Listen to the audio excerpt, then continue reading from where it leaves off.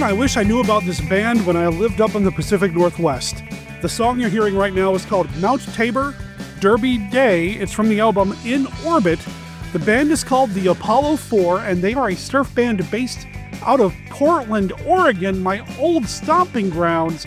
This album just came out, well, a few days ago. Brand new.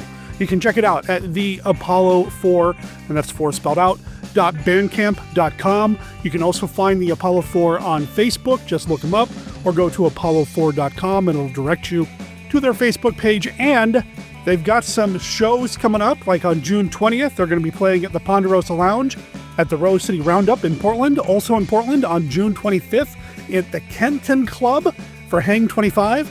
On July 26th up in Seattle at Daryl's Tavern at Surf by Surf West. And on August 3rd at SG 101 Festival, the SG 101 Festival, that is, at the Golden Sails Hotel in Long Beach, California. Check them out. Let them know that you heard about them here on the podcast devoted to the classic and sometimes not so classic genre cinema of yesteryear. This is Bride of Monster Kid Radio. I am your writer, host, and producer, Derek M. Cook, and you are a podcast listener with the most discerning of taste. And you're here for an awesome week of Bride of Monster Kid Radio because I've got Dominique Lamssies coming back to the show, Monster Kid Radio irregular going way back. Happy to have her back here on the show. And you know what? I wanted to have her on the show to talk about something that is near and dear to her heart. And that something is a someone.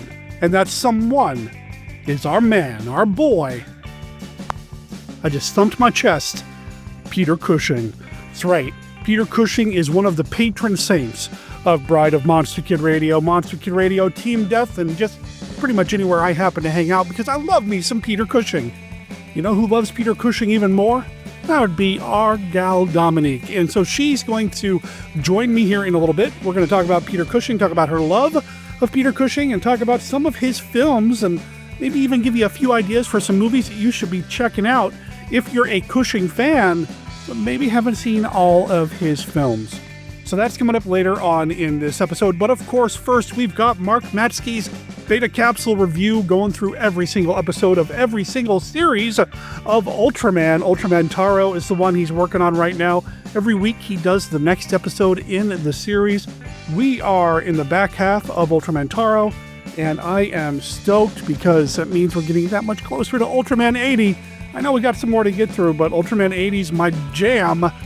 And it looks like Mark and I are going to talk about Ultraman 80 proper next month for Kai July. So stay tuned for that. And, I'm so excited.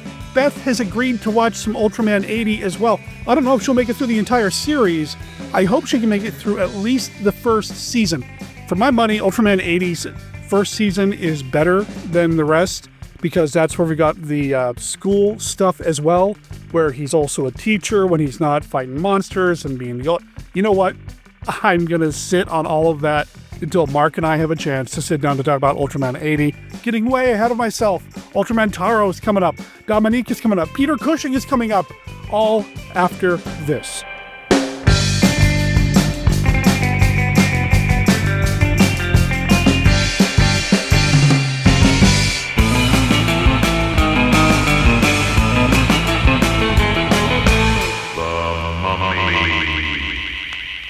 Fear will freeze you when you face it. The Mummy. Torn from the darkest tomb of the pharaohs, it rises from the quiet dust of centuries to wreak a strange vengeance against mankind. The Mummy. It tears steel bars like paper. It snaps men's spines like matchsticks. It walks through bullets like a ghost. The Mummy. It sees without eyes, it lives without breath, yet its desires are strangely, madly human. The motion picture screen's most shocking experience in suspense. In chilling Technicolor, The Mummy. In 1930s London, Dr. Cushing collects occult artifacts. Opal and topaz foresee the future. Vincent Dupree sculpts a lost queen. His wife, Victoria, craves eternal youth, and Paul Shaw dreads the next full moon. A werewolf a mummy, and a vampire clash in Dr. Cushing's Chamber of Horrors. Available at Amazon, Audible, and other fine retailers. CushingHorrors.com.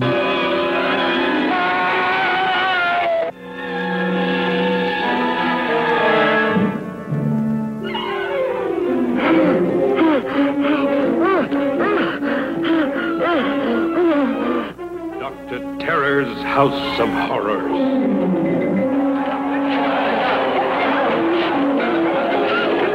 Horrors the screen has never before dared to depict. The terrifying horror of man killing vine with a human brain that creeps and kills. The terrifying horror of the dead, entombed for 200 years, that creeps its way back to terrorize the living. The terrifying horror of a dreaded man called Dr. Terror, who, with his deck of mystic cards, could foretell destiny. Dr. Terror's House of Horrors. Live from the Land of Light in Nebula M78, home of the mighty Ultra Heroes, it's Bride of Monster Kid Radio's Beta Capsule Review.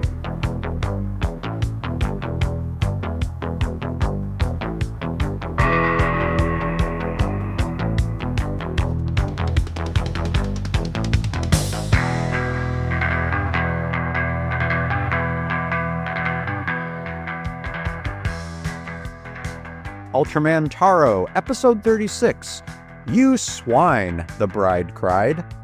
Original air date December 7th, 1973.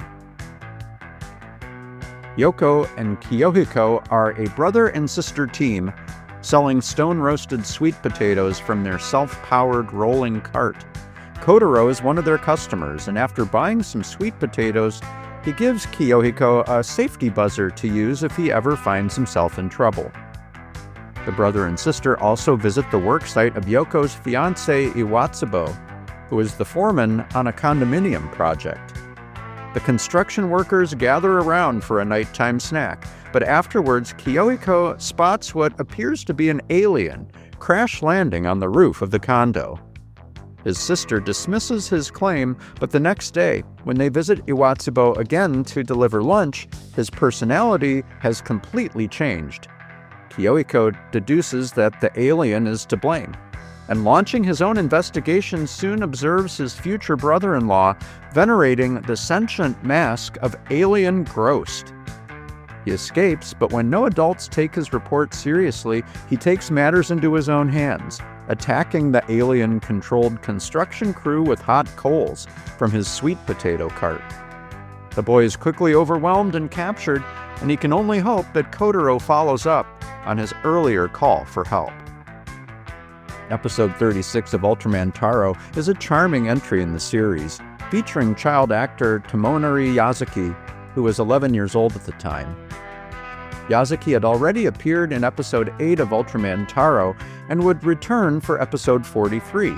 Before this, he had appeared in 1972's Great Monster Battle, Daigoro vs. Goliath, a joint production of Toho Studios and Tsuburaya for Toho's Champion Festival film package, and episodes of Return of Ultraman, Mighty Jack, and Assault Human. But his greatest notoriety came from his starring role in 1969's All Monsters Attack, also known as Godzilla's Revenge, in which he played Ichiro Miki, the latchkey kid who befriends Minya and Godzilla to take on Nemesis Gabara. Yazaki takes center stage here in Taro Episode 36, and 4 years on from Ichiro, he does well as a relatable youngster trying to navigate life among unreliable adults while dealing with his sister's impending marriage and the changes that might bring. For Bride of Monster Kid Radio's Beta Capsule Review, this is Mark Matsky reporting.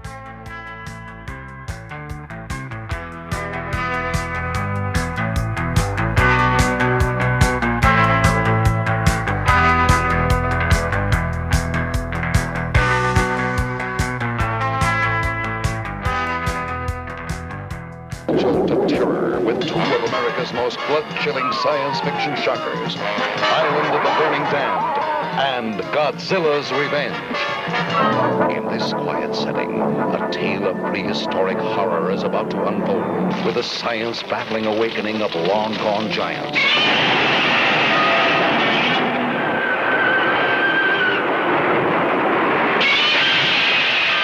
Fighting amongst each other for the conquest of our planet. See the giant spiders spin their web of fear around their enemies.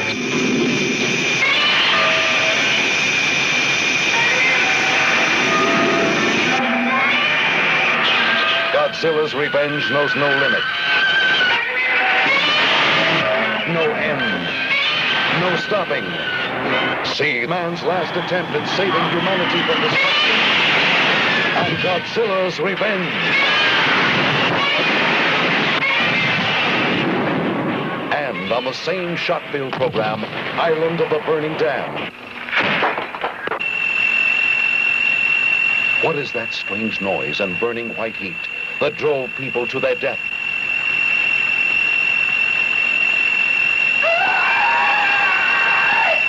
I have been convinced that this island has become the center of an invasion.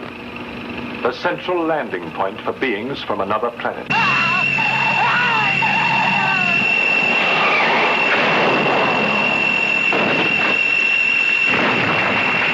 What happens when an unknown power from outer space uses our radar signals as life-saving beacons to bring it to Earth to consume our energy?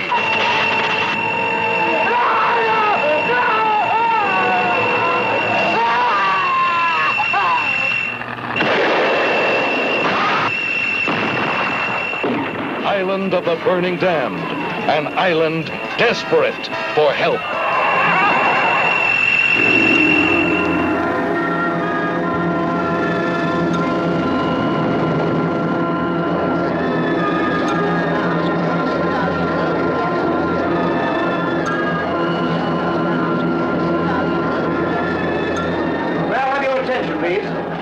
I'm Dr. West, and this is Dr. Stanley. Now, we've completed going over Dr. Phillips's notes, and I must warn you that we're faced with a very dangerous situation. Dr. Stanley? A remote island destined for total destruction.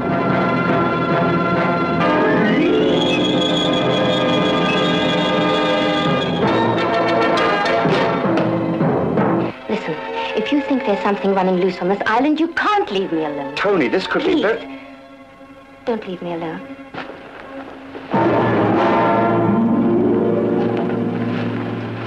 Not very keen on going down in their saddle again. Out of an experiment on life came a devastating death. You look safe.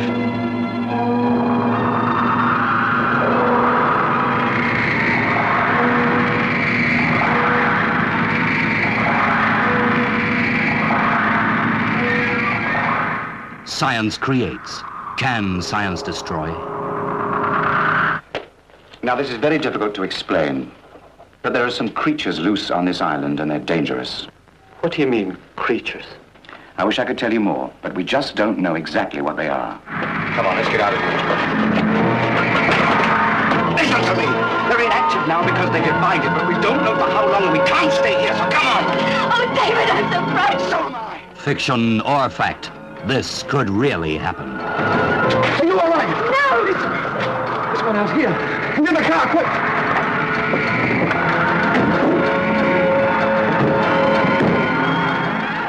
Can this horror be destroyed?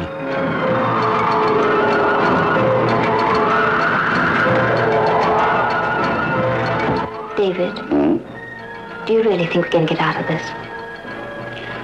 Well, I think we stand a good chance, a very good chance, yes. But you don't really believe that, do you? Not 100% no, but I'd like to believe it. Can these terrified people be saved from certain death? Fire, bullets, bombs could not penetrate its impregnable shell, but something did. What?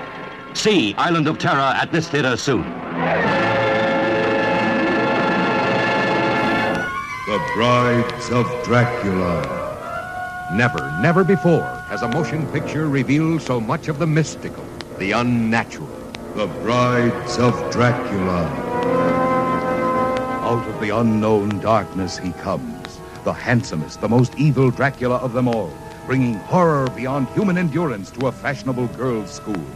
Who can resist him as one by one he seeks out his fresh, innocent victims? Who will be next to know his kiss of death as one by one he lures young beauties into the timeless, bloodless realm of the undead? Beware of pity, for he feels none. Beware of love, for none can refuse him. Never has the struggle between good and evil been so shocking and the outcome so uncertain. Terror beyond telling in color. The Brides of Dracula. Listeners, I just said this before I started with recording, that if there's anything that I could ask Dominique Lamssies to come on the show to freestyle about and just kind of rap about for a little while, not literally rap, but you know what I mean.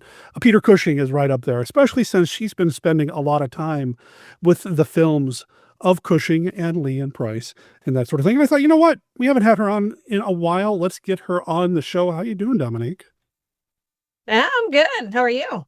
I'm good. I've been living vicariously through you with all of your updates on Facebook lately with all these movies you've been watching. Some I hope you really liked.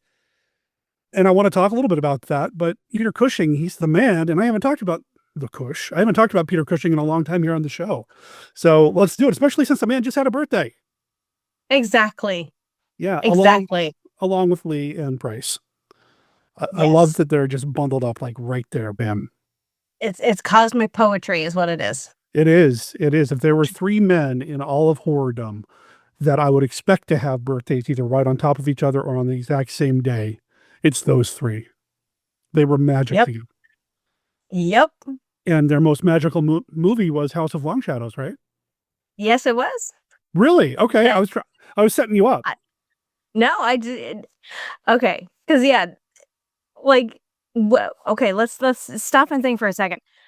Because what films were all three of them in? There was House of Long Shadows, there was Scream and Scream Again, Mm-hmm. and Well, those are the two that came to top of mind. yeah, I can't think of any others. So I guess in a strict technical sense, it would have to be House of Long Shadows. I mean, Scream and Scream Again is not awful. I mean, it's good. It's just House of Long Shadows, they have a lot of scenes together. Yeah. Scream and Scream Again is not good. Let's not go there. Let's not pretend. Okay. All right. Scream and Scream Again, I have this game. Every time either I watch, because I do watch it all the time. I own it. And then every time I hear somebody else watching it, I like to play, what is Scream and Scream Again about? Okay. My theory this year is that it is really a DIY video about renovating your bathroom. Because that is as feasible as any other theory about that, what that movie is about. Nobody knows what that movie is about. If you think you know what that movie is about, you are lying to yourself. Nobody knows what that movie is about. And it's fun and it's weird. Yeah. I enjoy sitting and watching it, but let's not pretend it's good. It's not good. Well, y'all know me. I'm always looking for the good in these movies. I mean, I watch Monos on purpose straight. So I'm always looking for the good in this stuff. So, yeah, I don't know what that movie's about. But then I haven't watched it in a long time either. I have seen House of Long Shadows more recently, although that's been a few years for me too. And that one, I enjoy it. I just feel like that Desi Arnaz is the weak link. It honestly is. There's a lot of levels on which it's not really a good movie. It's not really a good movie. Yeah. There it is, chewing it, to be clear. Chewing it. Yeah. Yeah.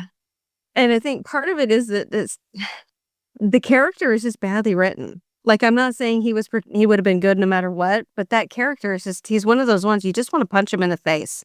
Mm-hmm. And I can't think of anybody who would play that role that wouldn't make me want to just punch them in the face. Because the character is just insufferable. Yeah. He's not likable. No. Yeah. No. And there's like nothing, they don't really make any effort to redeem him. True. Because ultimately, the movie is not about him. No. The movie is about Christopher Lee and Vincent Price and John Carradine and Peter Cushing hanging out and being weird and having fun. And that's why I like it. That for me, the movie just works and it is magic because they're hanging out It's not even like they're playing roles. They're just hanging out and being goofy. I was going to say the wraparound segment at the end where we get the resolution and all that. That to me is the most fun. Because, they're playing roles, they're playing the Grisbanes throughout the movie, whatever.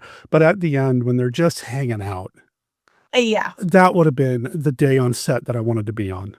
Exactly. Yeah.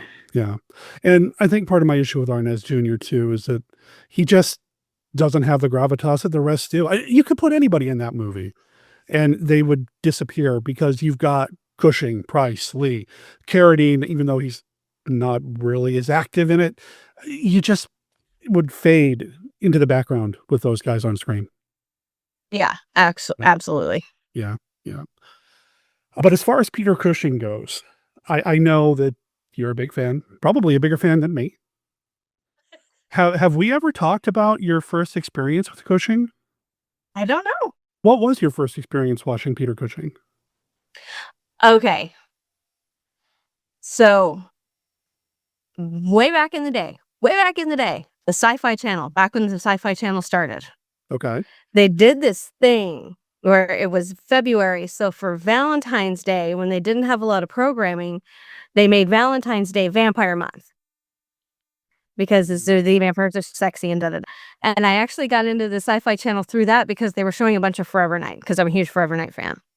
But one weekend... This is my surprised face. Really? I know, right? Yeah. Shock. Oh my God. But one weekend, they actually showed a bunch of Hammer vampire films. And it was actually, for the longest time, I used to say that Brides of Dracula was the first Hammer film I saw. And it was on that one weekend.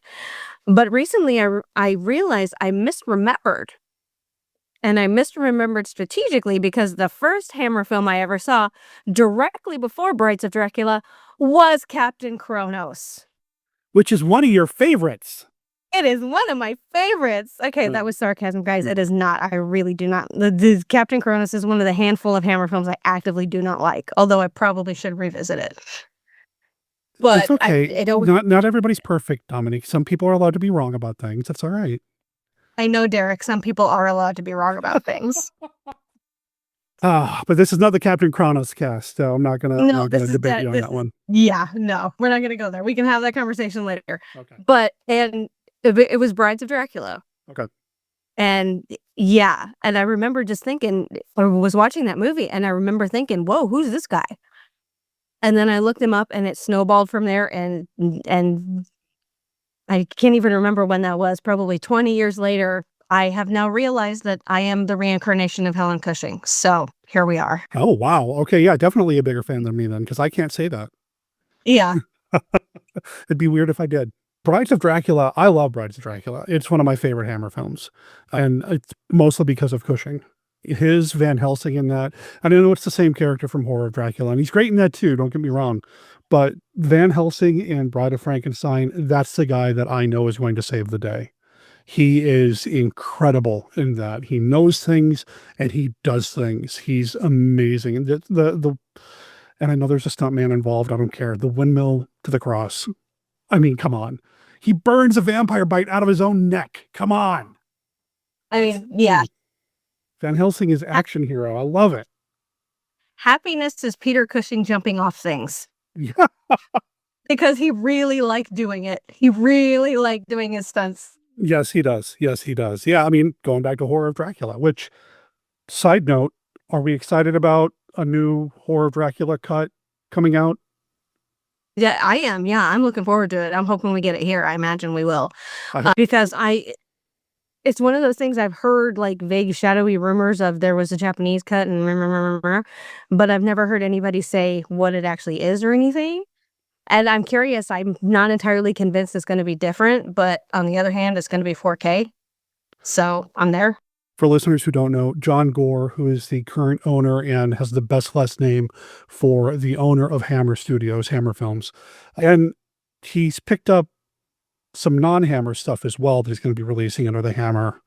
It's not Tygon, is it? Is it Tyburn? He picked up Tyburn stuff too, didn't he? I think it might be Tyburn. Yeah. Could be wrong, but I think it's Tyburn. But he's a huge fan of Hammer. He's a huge fan of this stuff. And he's been making noise about how they have found in a warehouse somewhere, I believe a Warner Brothers warehouse somewhere, the original uncensored cut of Horror of Dracula or Dracula, depending on which side of the ocean you live on.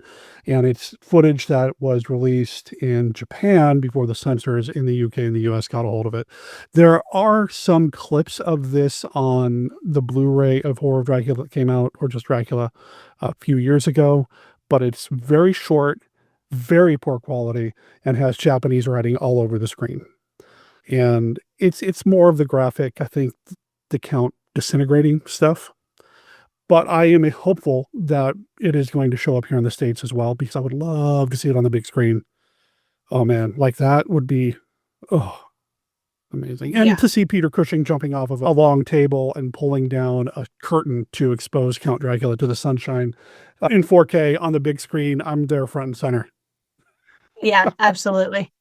For sure. Now, Brides is fantastic, though. That's my favorite. And I know that he did a few of the other Dracula films. And I have a love for the 70s Dracula films that he did as well. I like Dracula AD 72 a lot. And Satanic Rites, I feel like it kind of ends anticlimactically, but I still like that. And then the Kung Fu mashup as well. But he didn't just do the vampire stuff. I mean, he faced them all. The only thing he didn't face for Hammer was a werewolf. But he did that later in, is it Legend of the Werewolf? Which I think you watched, right? Well, he did, Legend of the Werewolf was for Tyburn, and then he did The Beast Must Die. That's the other one. Kind of, yeah. And Beast Must Die. Yeah, the Werewolf Break one. The Werewolf Break. Yeah. Where you have to figure out at the end who's what. Yeah. Neat, fun gimmick. The first time I saw it, I thought, oh, that's really clever. I've never seen that before. But then I've seen so many more movies since then. Yeah. Yeah. Yeah. My first experience with Cushing was Star Wars as a Star Wars kid. I didn't really fall into my monster kiddom until later, but Star Wars was ever present in my childhood. And I remember specifically having the little Dixie paper cups in the bathroom. Because when you're done brushing your teeth, you got to have a cup of water to swish it around or whatever. And I had the little Star Wars cups, and one of them had Grand Moff Tarkin on it. And he was the only one that I didn't have a toy for, because back then there wasn't an action figure. So, but I always thought Grand Moff Tarkin, oh, he gets to boss Darth Vader around. He must be a pretty big deal. But I had no idea who he was. I didn't understand the lineage and the importance of having him in this film and who he was. So that was my first experience. I don't think I really became aware of him as a horror guy until much, much later, when I first started watching Hammer films, which would have been early to mid 90s, I think, is when I finally started experiencing the Hammer films for the first time, and just mainlining the Frankenstein and Dracula films one right after the other, right after the other, right after the other. I got Cushinged. I got petered pretty hard over those 2 days. And it was amazing. And I mean, his Frankenstein. Oh, the grin that just crossed her face, folks. So my first Hammer Frankenstein film, because I started at the top, I didn't realize that I was starting at the top, was Frankenstein Must Be Destroyed. Oh, wow. That's where I started. Let me tell you the story about when I watched Frankenstein Must Be Destroyed. Okay. Because I'm watching this movie, and I decided I was thirsty, and I was in my dorm room in college, so everything is right there, everything is close. So I'm making myself a cup of hot chocolate, because that's what I felt like. So I microwave my milk, I'm mixing the stuff up, and we get to the scene. We get to the scene where everybody in the boarding house is in the room talking. They're just yakking and hanging out. And then the Baron walks in, and he sits in the corner, and he writes his letter, and he's eavesdropping on them. And they're talking about, these crazy people over in Bohemia doing the experiments and da-da-da-da-da. And I can't remember exactly what is said at this point, but the Baron stops, turns around and goes, I didn't realize you were doctors. And they go, no, we're not. And he goes, oh, I'm sorry. I thought you knew what you were talking about. I started laughing so hard, I spilled scalding hot chocolate all down the front of my shirt and in my lap because I was laughing so hard at that scene. I love that movie so much. If I had to rank the Frankenstein films, that one's near the top of my list. It really is. I think because it's the first, Curse is going to be right there at the top. But Frankenstein Must Be Destroyed he's got a snark to him. He's done dealing with people that are not his intellectual equal. And, well, nobody's his intellectual equal. So he's just done. And I love that scene. Yeah. As soon as he started talking about, I'm sorry, though, dude. Yeah. Yeah. That's the shot. That's the scene right there. I would have loved to have seen that, the spilling of everything. Oh, no. Oh, so good. And he played the doctor all but once for them when they did the horror Frankenstein to kind of do a soft reboot, but then came back for A Monster from Hell, which again, I think he's great in. The Monster from Hell, it's not the best. It's towards the end. Things are kind of, no pun intended, petering out, but he's still selling, man. He's so good. I would watch a bad Cushing Frankenstein movie over a bad anybody else film. I really, just hands down. Even when he does some pretty despicable things. Most of the time, I kind of like, okay, go Frankenstein, go.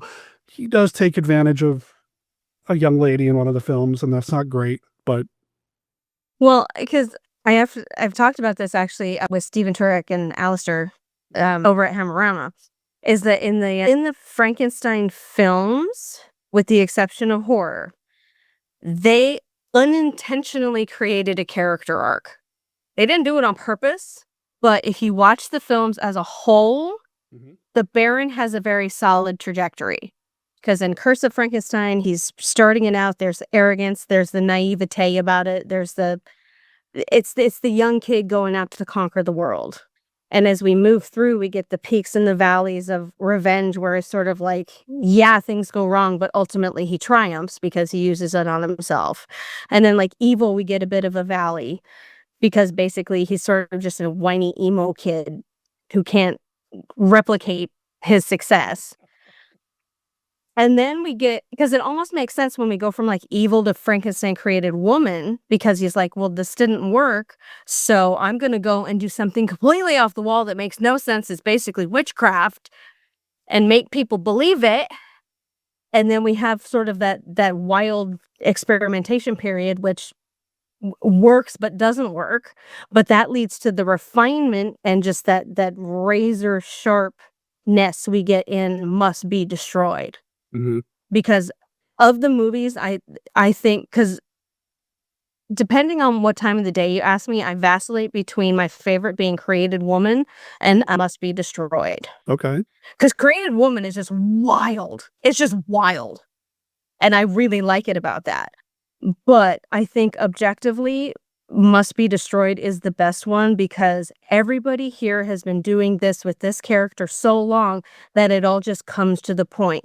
The Baron is done. He knows what he needs to do. He knows who he has to crush to get it. He knows exactly how to manipulate these people. He knows exactly how to manipulate the authorities. And I don't like Monster from Hell, but it makes sense. Because from the point of view of the Baron, Must Be Destroyed should have worked. It did work. And it somehow escaped him in the end. So in A Monster from Hell, there's sort of this resignation. Like, it works, I'm right, but I can't make it stick, and I don't know why, but I don't know how to do anything else. So I'm just going to keep doing this. Okay. I don't know if any of that makes sense, but it's like, it's an arc. It does, and because of the way I watched them, and I know Hammer didn't necessarily intend this either, I can't help but view Dracula as these are direct sequels and continuations. And I can't help but watch the Frankenstein films as if they happen. And granted, Revenge does take place directly after Curse. It is a continuation. But the other ones, yeah, sure, they can say they didn't mean it as direct sequels, but I can't help but watch them as direct sequels because of how I watched them and how I was wired at the time in terms of consuming film. So, yeah, that makes total sense to me. And listeners, if you don't agree, you're wrong, clearly. I mean, yeah. One of my favorite lines for Cushing, speaking of amazing things that he says, happened in Horror Express, and I'm sure you know which one it is. Horror Express, there could actually be a couple. There's a couple of really good lines in Horror Express. There's a couple of good ones, but when he is questioned about whether or not him and his group of heroes, one of you could be the monster. Monster? We're British, you know? That's perfect. No, it was My God, Man, We're British. That was even better. I remember that. My God, Man, We're British. Yeah. Yeah. That's my favorite. One of my favorite Peter Cushing lines, period, of all filmdom. And Horror Express is fun too. And again, you get to hang out with Christopher Lee, telling a spooky story, stuck on a train. I know that we've got some people that have been on the show in the past that absolutely adore Horror Express, like Scott Glancy, who just loves that movie. And I think it's good. I sometimes think that having Kojak as a Cossack kind of brings it down a little bit, but still, it's a great film, I feel like. What are your thoughts on Horror Express? That's one of those ones, like, I get why other people like it. It just didn't float my boat. Okay. It's nothing. It's weird because it's like there's nothing I can say wrong with it except that Okay. it just kind of didn't work for me. That's fair. I think part of it is the monster in that one. I feel that was kind of a letdown. Okay. Or maybe it wasn't used as well as it could have. Because it was like vaguely Lovecraftian, but they didn't play that up, so it just kind of seemed like a Neanderthal. It was just like I think that was my big sticking point with that movie. I felt the monster could have been better handled. Okay. What are some Cushing films then that you think I mean, we've already talked about the Hammer stuff, but are there some that are typically outside of what people think about that you wish more people had seen and given a shot? Well, okay. The big one for me is still a Hammer film, but it's not one that people typically think of. Cash on Demand. Oh, yes. Hammer's Christmas movie. Hammer's Christmas movie, yeah. We kind of associate Peter with he is Van Helsing, he is a saint. Or he is the Baron, he is the devil. We get those extremes. But Cash on Demand, he's just a weenie. He's just this weenie little guy who like tries to boss people around and thinks he's bigger than he is and is just trying to be a bully, and he's just nothing. And Peter actually does that really, really well. Like really well. Also, it's got to be the best villain turn from Andre Morel. Oh, he is scary in that movie. So good. He doesn't do anything, but he is terrifying in that movie. Cash on Demand is not a supernatural movie at all. It's kind of a thriller. It's a suspense. It's more of a crime story. Yeah, it's a crime suspense story, and it's really good. And it takes place on Christmas Eve, I believe. Yeah, it's just phenomenal. I know that many, many moons ago, for the 1951 Down Place podcast, we talked about it with Scott and Casey. It's just a really good film, and I think more people should give it a shot. I feel like some people, when it comes to Hammer, if it's not got a monster in it, they don't give them a fair shake, but they did some really good work. Yeah. The other one, because now I'm thinking about it, I'm looking at my shelf. I got that Cushing Curiosity set that Severn put out. Yeah, how is that? Actually, it's really good. And the one that really surprised me was Tender Dracula. And Really? I was surprised because, okay, well, I don't talk about this much, so not everybody would know it, but I am not a fan of French cinema. Okay. On the whole, I find it's just too art house.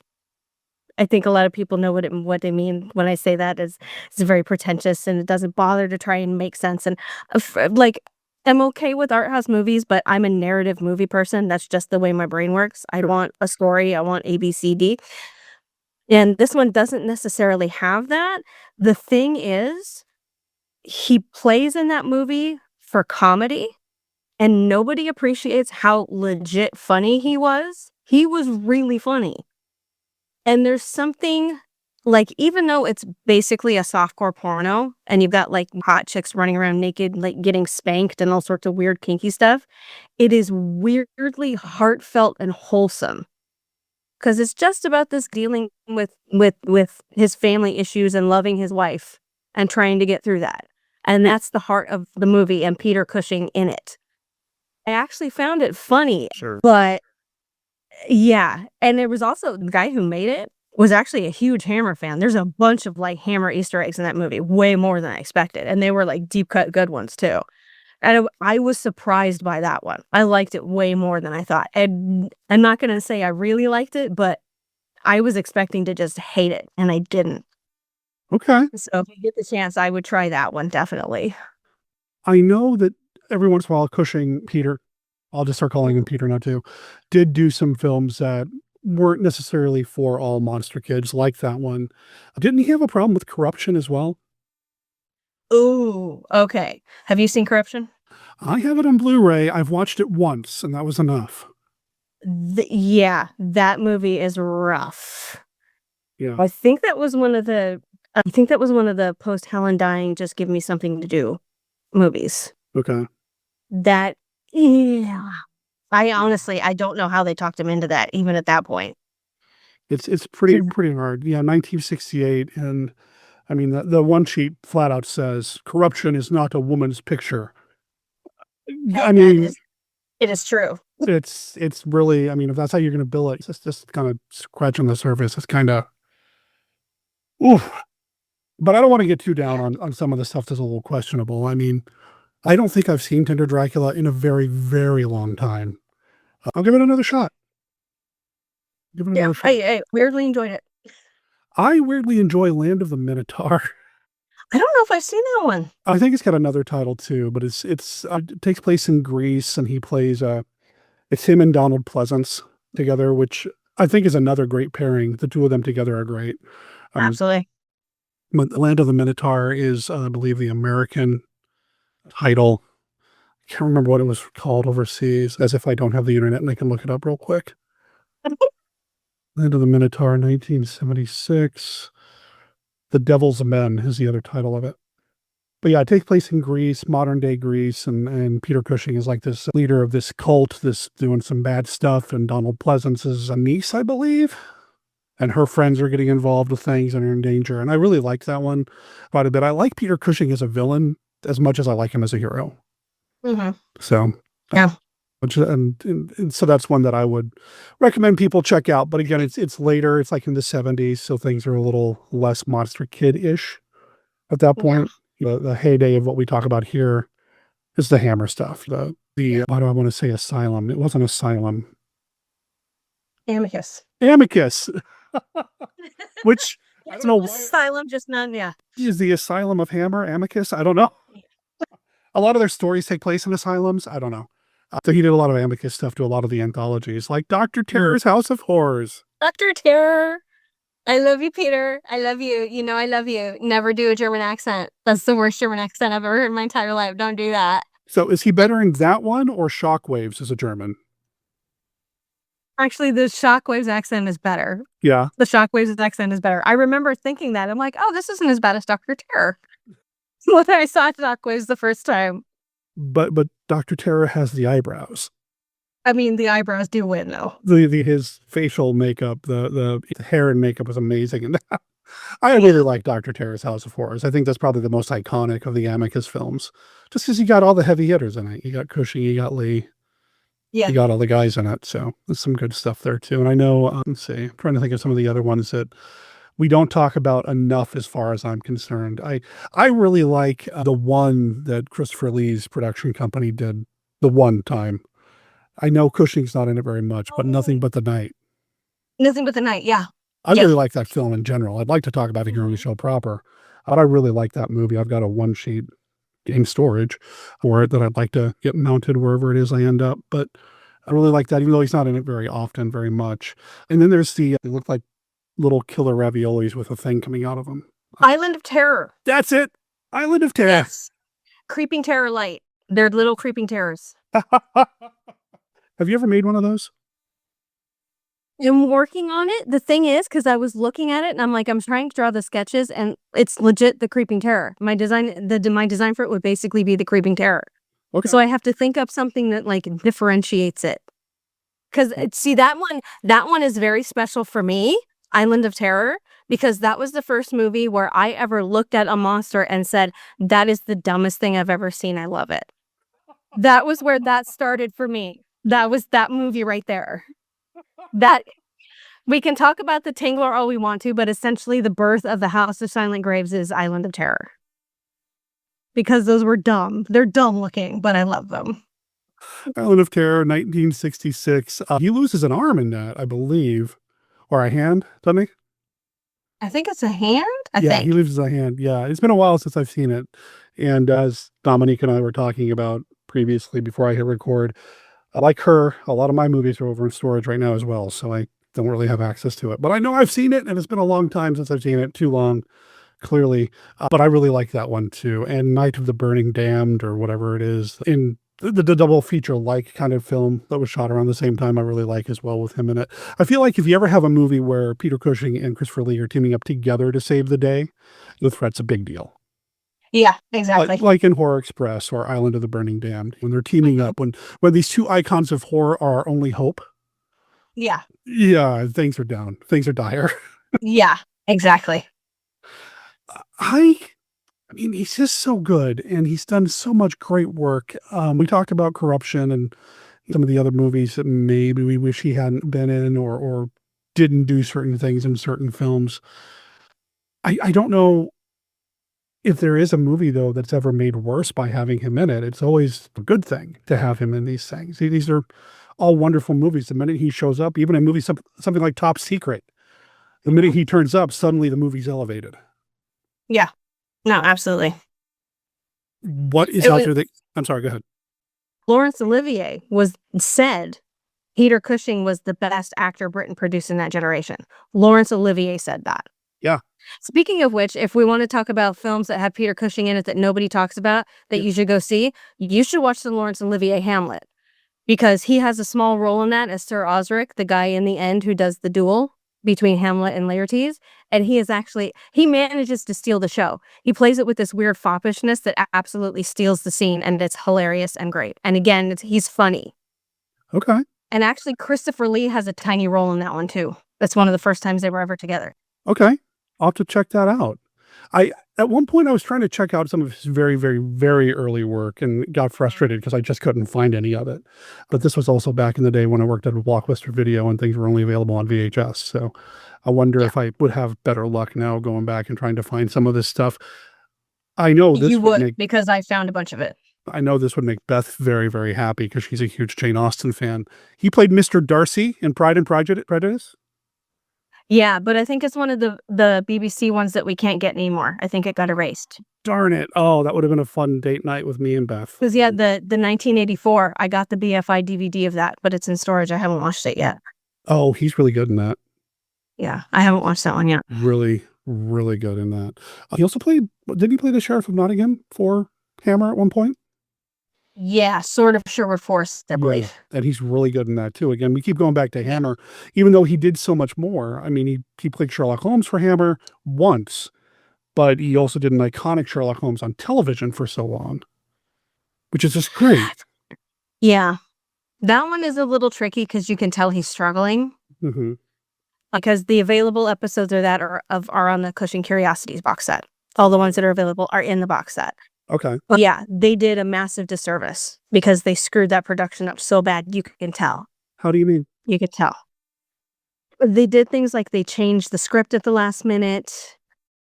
They changed production schedules. It's the production of that show was just a mess because they threw things at the wall and nobody cared and everything was doing everything last minute. And he was actually stressed. They were jerking him around enough that he was stressed while he was making Sherlock Holmes, which sucks because it was his favorite role. It was his dream role. He loved it. Mm-hmm. But it was so bad. And things like apparently he memorized the script and he would show up on set and they would have changed huge chunks of the script. And yeah, it is because we all know he was a professional. The stories of his professionalism are famous, but they got tested on the Sherlock Holmes because and he actually kind of started people were like, I don't know about working with him because he was so stressed. It went badly. And which I can't even imagine having your dream project finally come to fruition and being part of it and then them dropping the ball so hard. You hate it. Yeah. It was pretty bad. And you can kind of tell because he's still being Peter Cushing, but it's not the same. He's struggling. Next time I watch any of those episodes, I'll kind of keep that in mind. I didn't pick up on that the first time I saw it, but I wonder if I just missed it. Well, we also know we've had the discussion about Twins of Evil, so you know that I see different things from other people when I watch movies. That's a good point. Twins of Evil, he does a really good job as an actor in that film. His character is awful, and I don't want to spend time with him. It's one of the few characters in any Peter Cushing movie that I don't want to spend time with. But it doesn't change the fact that I think he was an incredible actor and performer in that film. It's like Vincent Price in Witchfinder General. Again, incredible job, terrible human being. Yeah. I don't want to spend time with him. But if you don't have the story and all that. I was looking at that. Well, yeah, go ahead. Because again, for me, the thing about Twins of Evil is because everybody says he's so brilliant in that movie and he's such a good actor and he's channeling the pain of his wife's death. And I'm like, that's not what I see when I watch it. Because when I sit and watch Twins of Evil, I see a man in pain. There is no acting. He's just standing there being in pain, which is why the character is so awful. I don't like Twins of Evil anyway. The Karnstein trilogy is like, I could give a whole dissertation on why they're terrible. But Twins of Evil in particular, because you're watching a man being in pain, and it's really uncomfortable for me. The main reason I dislike Dracula AD 1972 is for similar reasons with Christopher Lee. Christopher Lee hated making that movie. When I watch that movie, I see him hating what he's doing right there. He hates it. He hates it. And that's all I see when I watch that movie. Okay. That makes sense though too. I mean, I could see that. I know Lee famously did not like returning to the role for Hammer over and over and over and over again. I get that. And I don't like how he was manipulated into doing it. But we already hired all these people, Chris. We might as well. And I get that. But I could see that with Twins of Evil. I still think he's a terrible person. The character is a terrible person. But the character is trash. Yeah. But I could see what you're saying. That almost feels a little exploitive. Yeah. I want to ask you about that Cushing's Curiosity set because there's a movie on that set that I've not seen. And it's been on my list to watch for a very, very long time. How is Bloodsuckers? Oh my goodness. Okay. It's a mess. Okay. But it's okay, hold on, let me grab the box set. Who made that? It's got Tygon vibes. I don't think Tygon did it, but it's got Tygon vibes. You know what I mean when I say that? I totally know what you mean when you say that. Okay. Hold on, let me check. See it? It's not Tygon Lucinda film. Okay. He's in it for just a little bit. He's not in it for very long. Okay.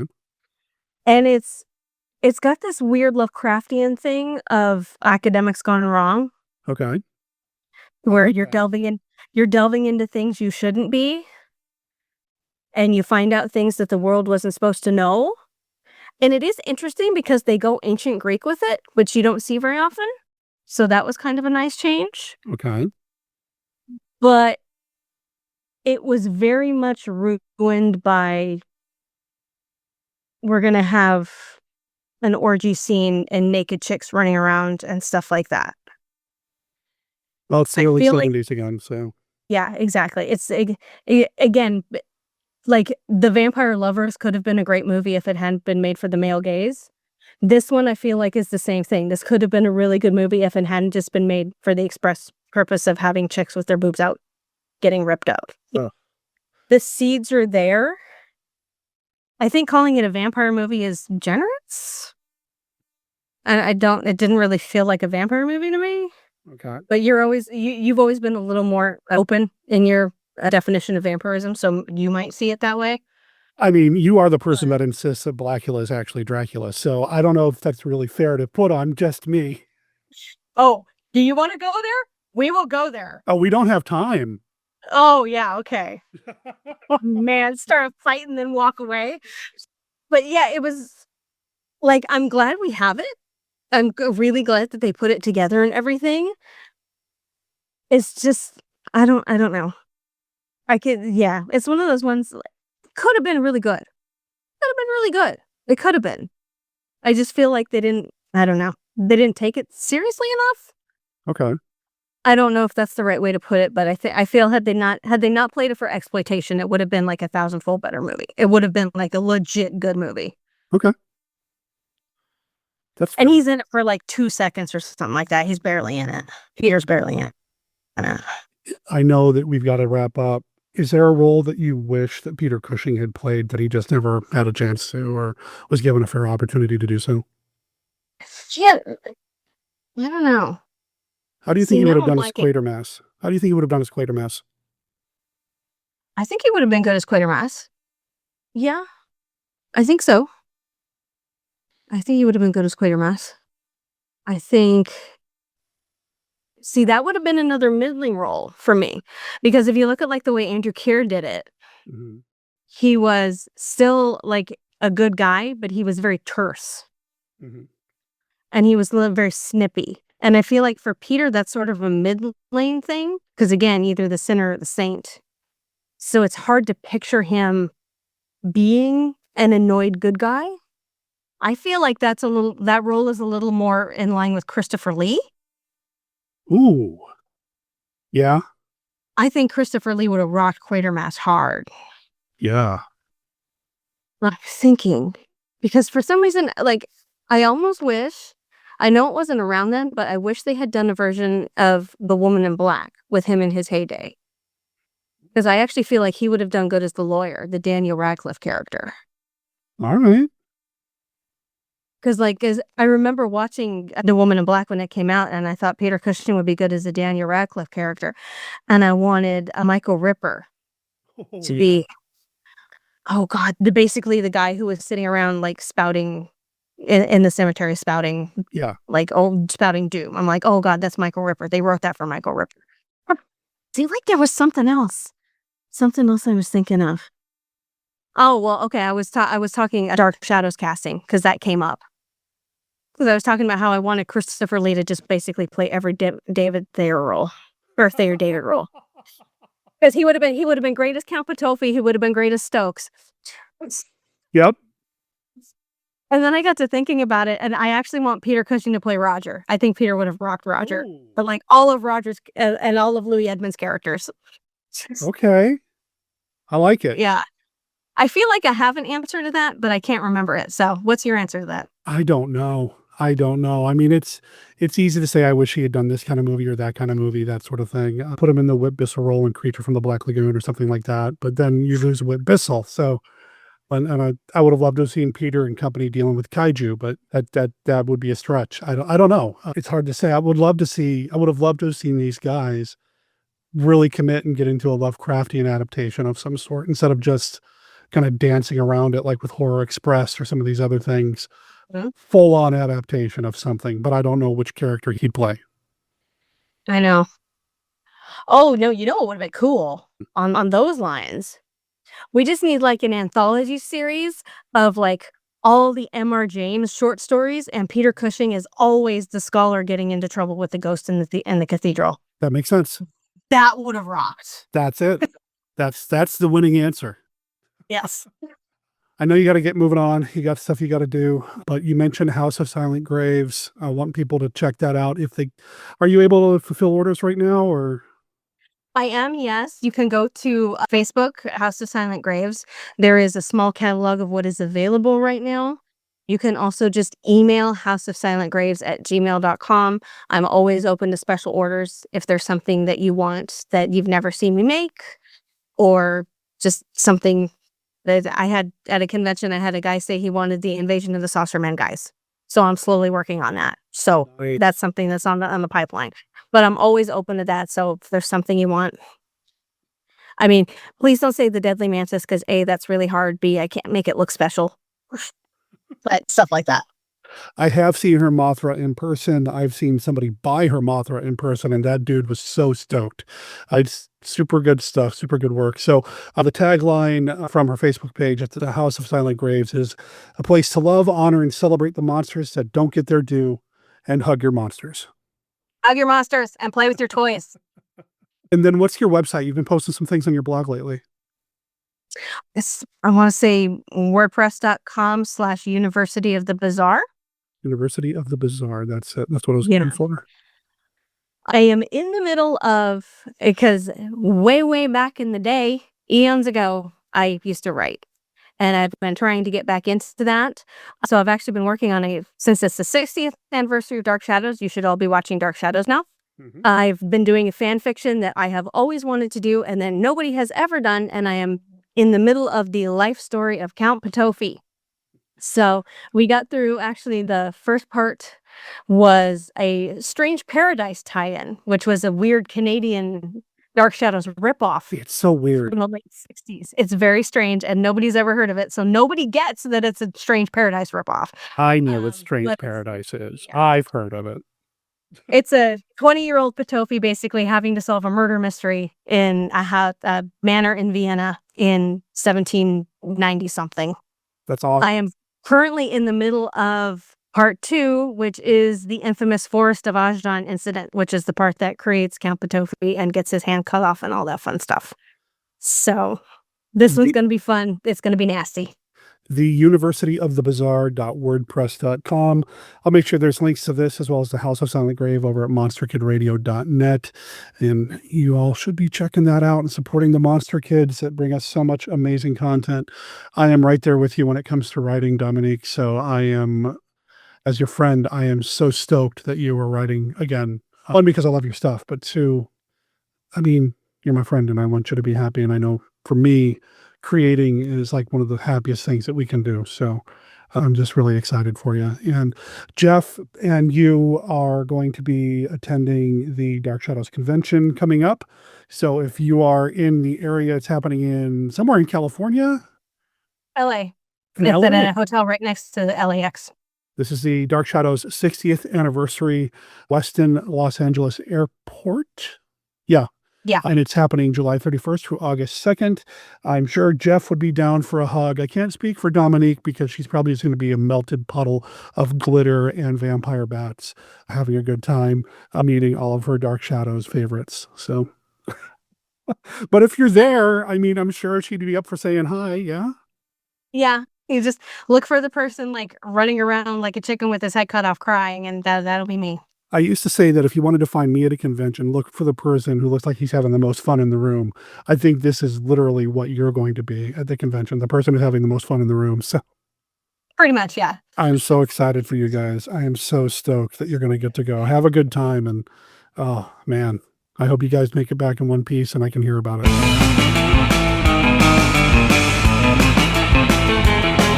Well, that brings us to the end of the show, so this is where I need to start thanking people. Thank you to Mark Matsky for being part of the show every single week.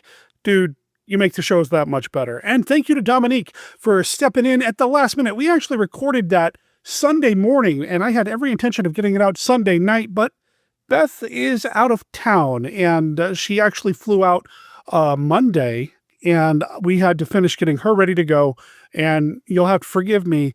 I opted to spend time with my wife before she flew out of town, then work here on the show. I hope that's okay with everybody.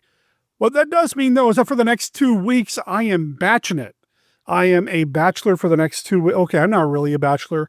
I've got a couple of cats here to keep me company. I've got Wednesday, and I've got Juniper, and I've got myself. And I'm so lonely already. Anyway, I've got my monsters to keep me company. Like the upcoming screening at the Chandler Library of the Lost World from 1925. That is happening on June 12th, Friday, 6 p.m. Chandler Museum over there on South Chandler Village Drive.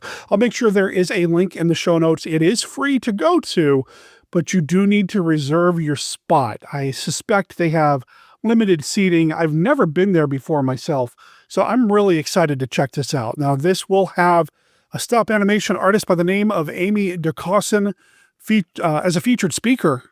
Not sure what she's going to talk about, but I'm really stoked for this. So if you're going to be in the area, let me know.